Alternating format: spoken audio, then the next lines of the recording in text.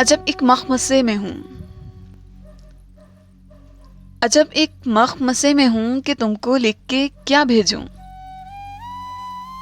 वो गुजरे दिन गई रातें, हंसी आंसू सभी बातें मेरी आंखों में रोशन है, मगर एहसास को अल्फाज से तस्वीर कर पाऊं तो लिख भेजूं।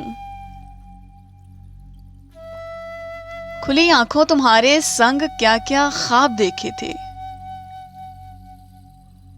खुली आंखों तुम्हारे संग क्या क्या ख्वाब देखे थे। मैं उन ख्वाबों के सब लम्हात को ताबीर कर पाऊं तो लिख भेजूं।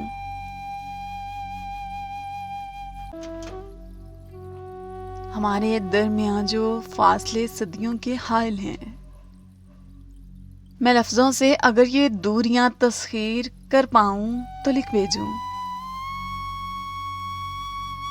हमारे दरमियां जो फासले सदियों के हायल हैं, मैं लफ्जों से अगर ये तस्खीर कर पाऊं तो लिख भेजूं। अजब सी बेकली सी बेबसी सी तिश्नगी सी है, मैं उलझी उलझने तहरीर में जंजीर कर पाऊं तो लिख भेजूं।